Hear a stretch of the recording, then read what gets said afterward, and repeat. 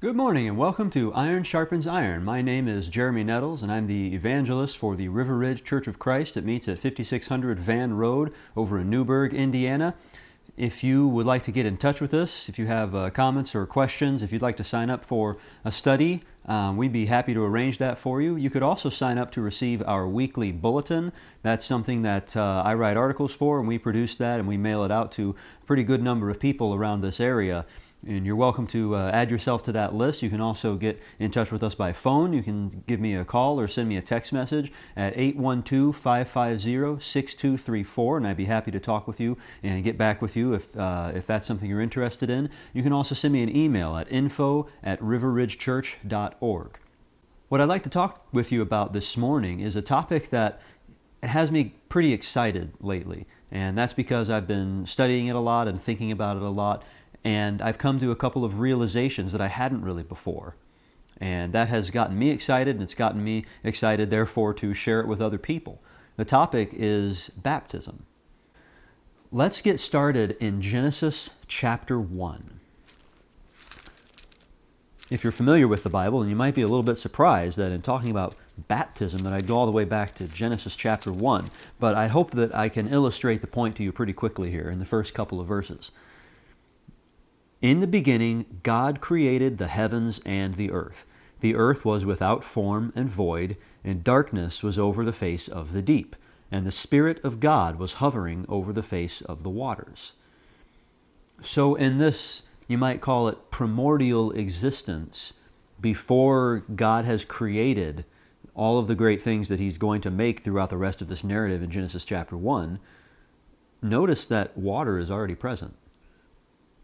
It says that He created the heavens of the earth, and the earth was without form or void. Darkness was over the face of the deep. The deep what? We think of deep usually as an adjective, not a noun. But when it's used as a noun, it means the sea, the oceans. So it's this picture of the earth covered by an endless ocean. And then He follows that up, in case it wasn't clear enough, by the Spirit of God was hovering over the face of the waters. So we have this endless sea, this great mass of water that pre-exists everything. Well, it doesn't end quite there either. Jump down to verse 6. And God said, "Let there be an expanse in the midst of the waters, and let it separate the waters from the waters. And God made the expanse and separated the waters that were under the expanse from the waters that were above the expanse. And it was so. And God called the expanse heaven. And there was evening and there was morning the second day. And God said, Let the waters under the heavens be gathered together into one place, and let the dry land appear. And it was so. God called the dry land earth, and the waters that were gathered together He called seas. And God saw that it was good." So, as He begins creating things in Genesis chapter 1, we see that the waters are fundamental, even as He continues to create other things. The heavens spring out from between the waters. It's pictured as if there's waters above and there's waters beneath, and then He splits them with the heavens, with, you might say, the atmosphere. And then He does the same thing on the surface with the waters that are beneath, and then He makes dry land appear out from the middle of them. It's not that He takes dry land and puts it on top. It's that out of the waters appear this dry land.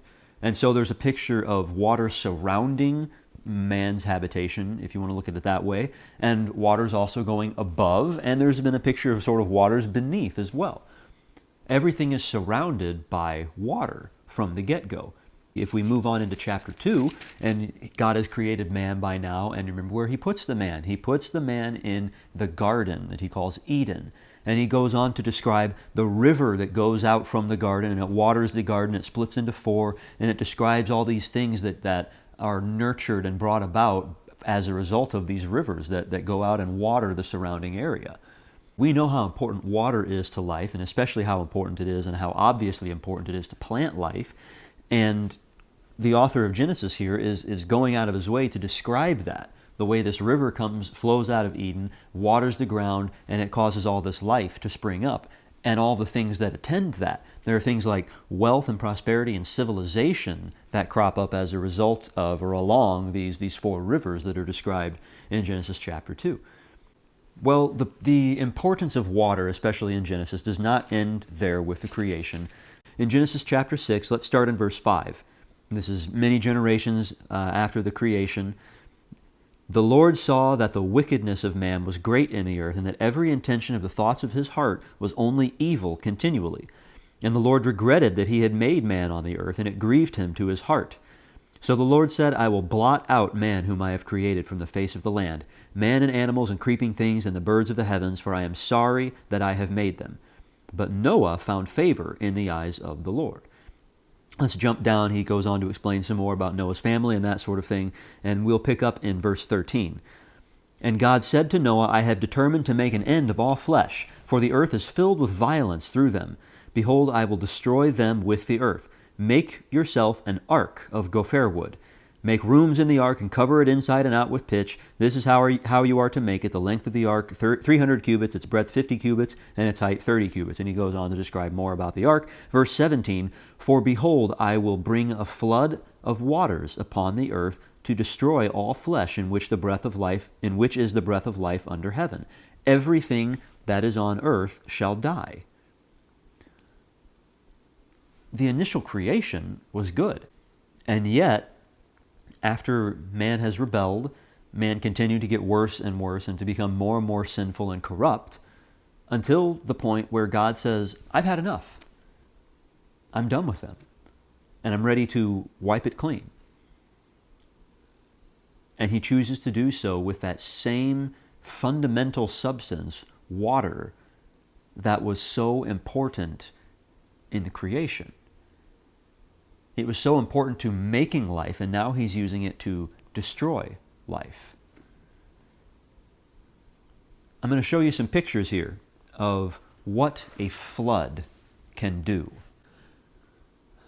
Water has an incredible power to devastate and to destroy things. This is a picture that was taken in about 2005 when Hurricane Katrina struck.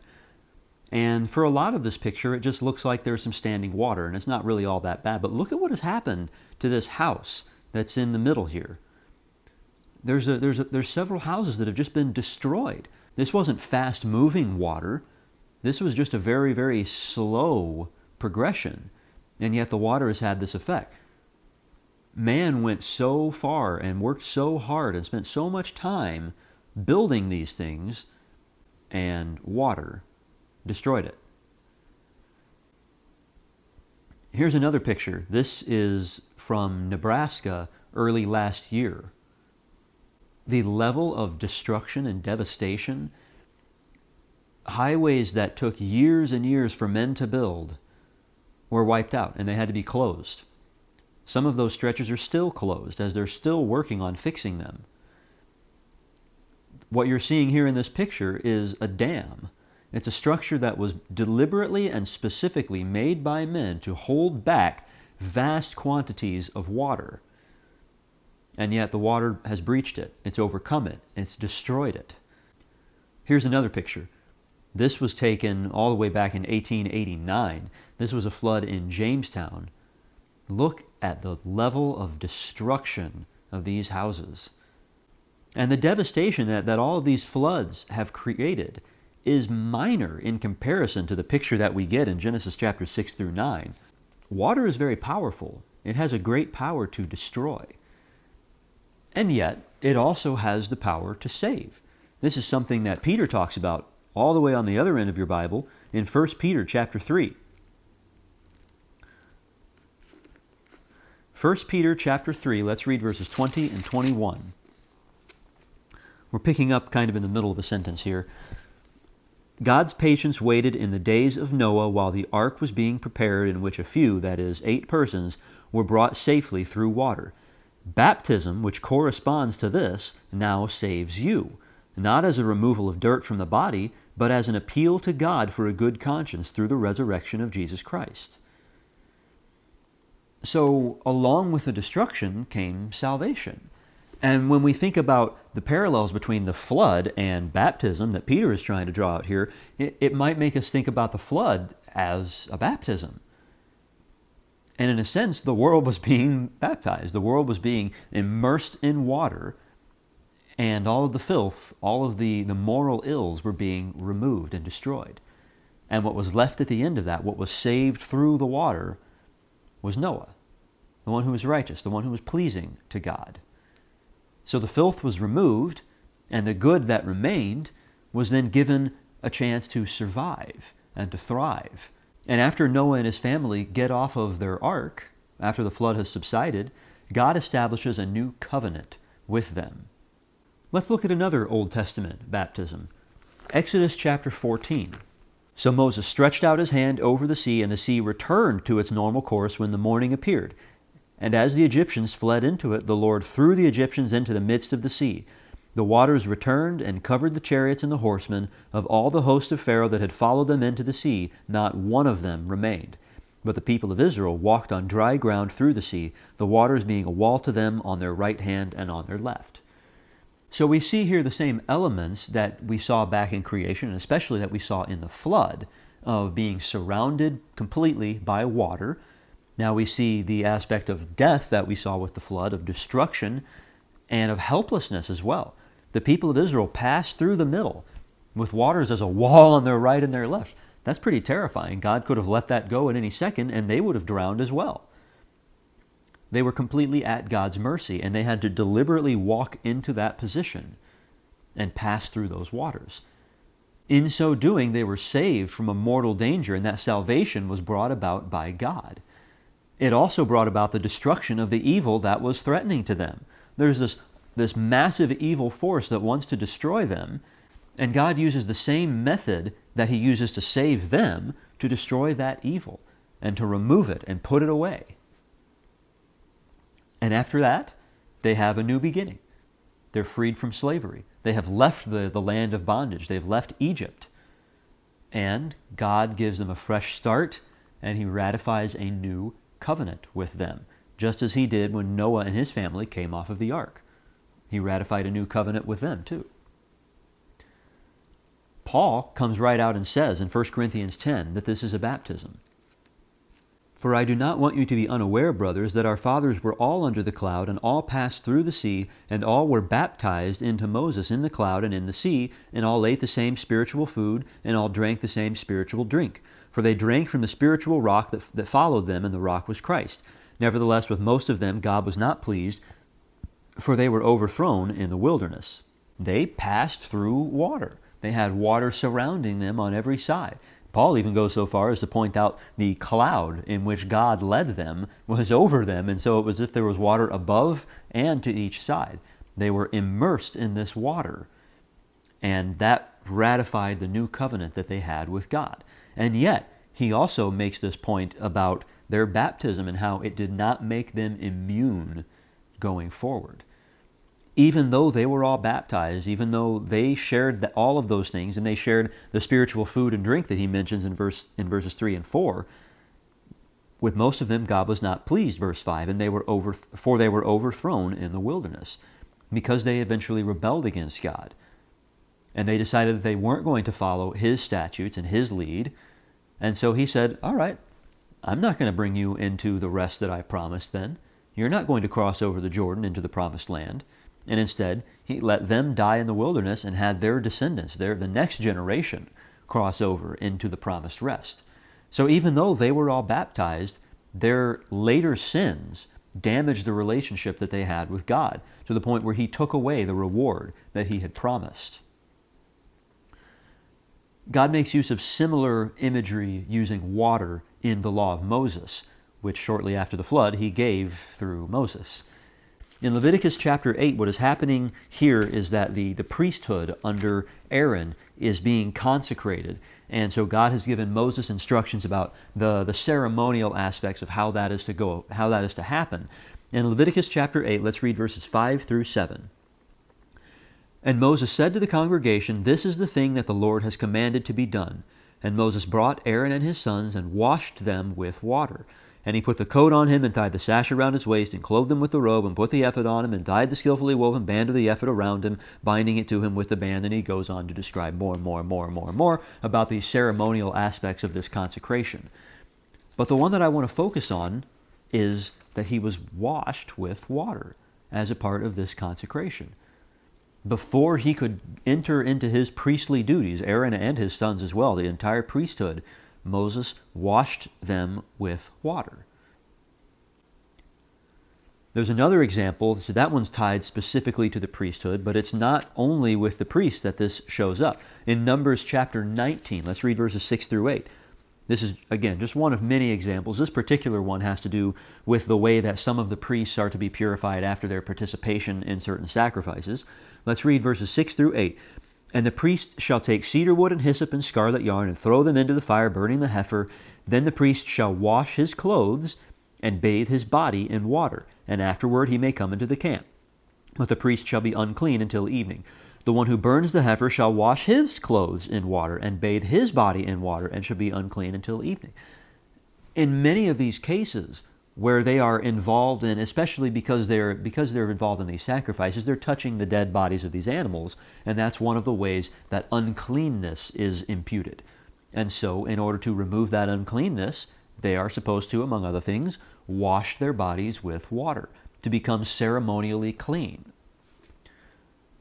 And there were many other impurities that were to be cleansed outright by bathing the body in water, not just of the priest, but of the common people. Many centuries later, this practice of having to wash one's body in order to become ceremonially clean, in order to be fit to enter God's presence, found its way into rabbinic Judaism. Let me show you another picture here. This is called a mikveh. It's basically a pool of water that has steps that go down to it. The water level, of course, would normally be kept a lot higher than it is shown in this picture, because it's there for a person to walk down the steps into this pool and to be able to bathe oneself, essentially. Now, it's not about getting clean physically. It's about getting clean spiritually.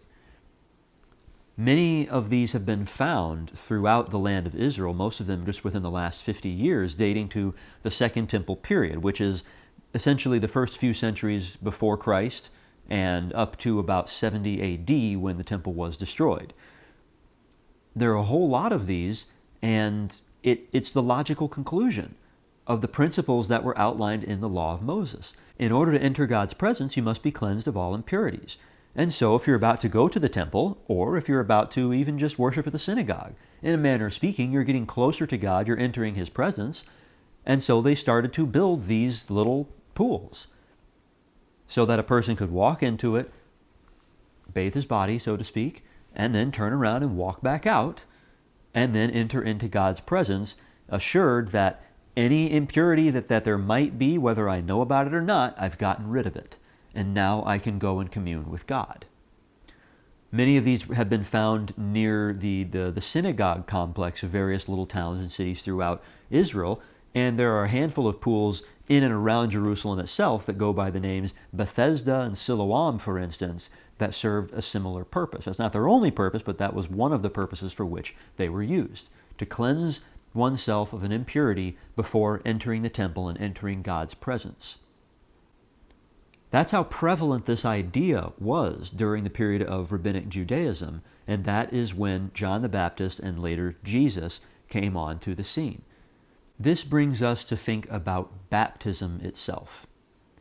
We've been dancing around it, we've been leading up to it, we've been talking about one thing and another that is involved and is repeated and is symbolized by baptism, but we haven't talked about the practice itself. Many of the same elements that we have seen throughout the Old Testament with the ways that God uses water show up within baptism as well. For example, of course, you have the immersion and the complete surrounding of water. You have the idea of new life that is brought about by contact with this water. You also have mortal danger. You have uncleanness. You have the removal of filth, to use Peter's terminology. From here, the stage is set very nicely for John the Baptist. And we will pick up there and talk about baptism, starting with John the Baptist, another time. But as we've thought about God's use of water in the Old Testament, it leaves us with a long list of implications that we should consider as it regards baptism. Water kills. Baptism also kills. It is, after all, as Paul says in the first several verses of Romans chapter 6, mimicking Jesus' death and His burial. And also, of course, as we associated it with the flood, that killed all of these sinful men who had gone so far away from keeping God's instructions, had filled the earth with violence and evil, and it removed that evil from the world. The same thing happens, of course, with the Red Sea, which Moses specifically calls a baptism. That killed. Now, it didn't kill the good ones. It didn't kill God's chosen people who were passing through the water, but it killed the evil. It killed the filthy, the unclean, you might say. So water kills and baptism kills, but water and baptism also give life. After all, baptism is mimicking Jesus' resurrection from his grave. And the same thing is seen in creation, the way that water is so closely tied with life itself.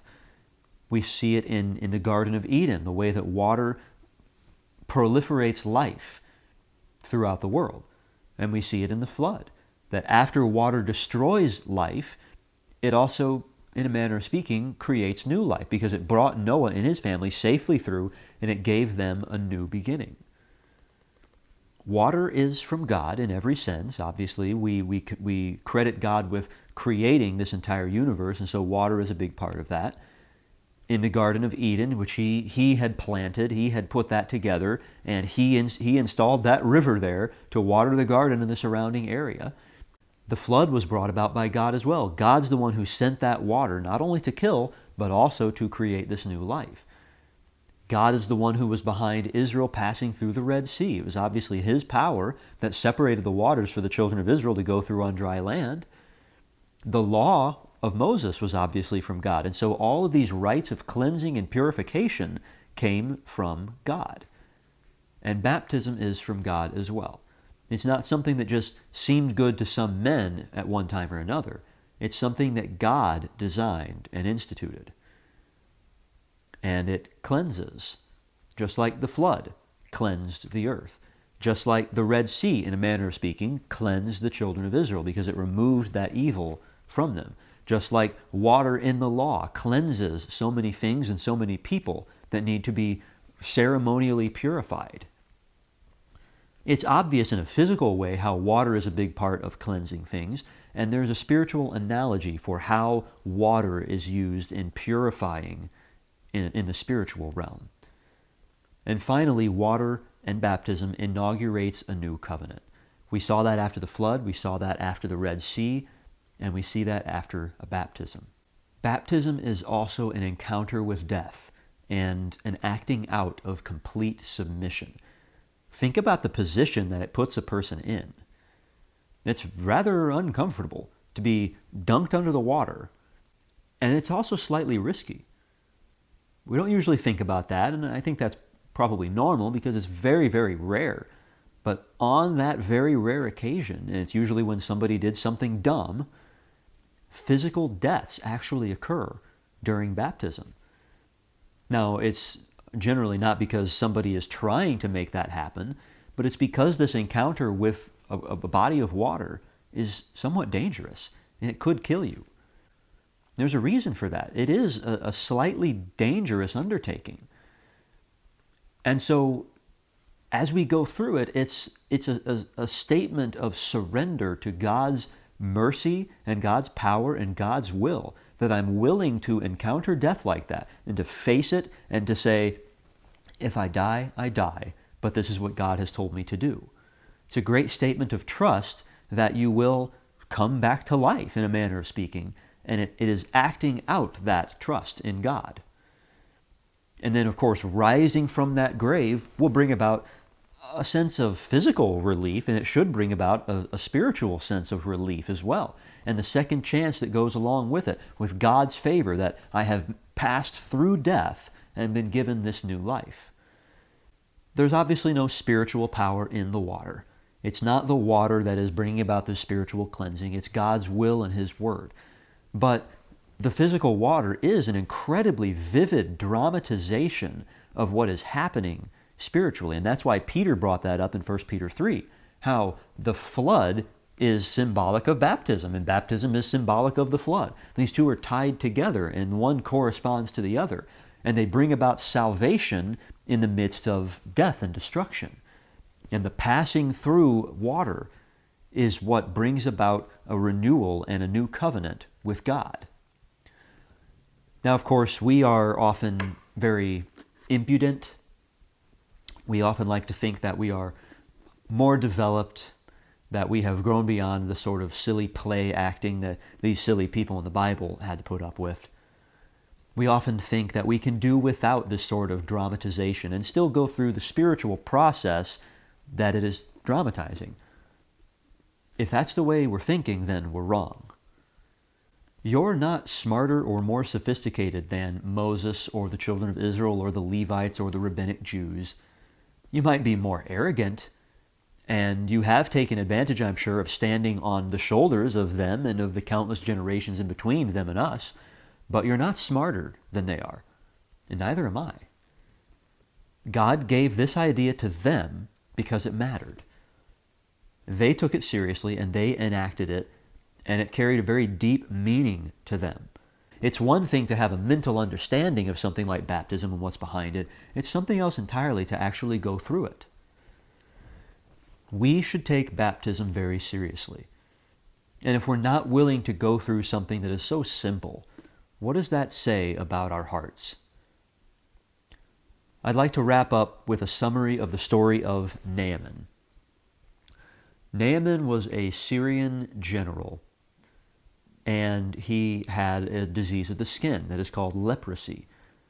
That made him, I'm sure, very uncomfortable, and I'm sure it was extremely inconvenient to his life and work, and I'm sure those are both huge understatements.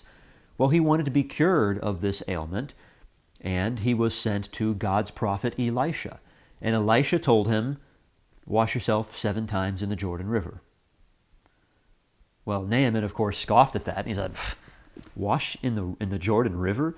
Don't you think that taking a bath would have cleaned me already if that was the answer?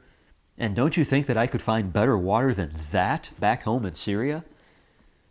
Well, his servants convince him and say, Master, this is not that big a deal. Why don't you just do it? It's not going to hurt you any. And so Naaman decides, I'm going to go through with it. And he goes to the Jordan River, and he washes his body 7 times, and he's healed. Just like with baptism, it wasn't the water, it certainly wasn't that specific water that healed him. It was the obedience of faith. It was the fact that he was willing to do something that he didn't really understand that led God to heal him and to cleanse him. Baptism is very, very similar to this. Now, we haven't exhausted the topic. There's a lot more that we could talk about, and there's a lot more that we will talk about another time. And if you're interested to learn more about it, then I'd encourage you to tune in again. There's a lot more to come on this topic in the future. Again, my name is Jeremy Nettles. I'm the evangelist for the River Ridge Church of Christ that meets in Newburgh, Indiana.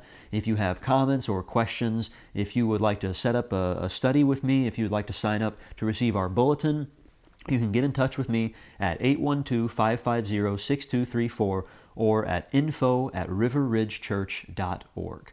I hope that this morning I have made you think. I hope that I have shared something worthwhile with you. And I thank you for spending this time with me this morning on Iron Sharpens Iron.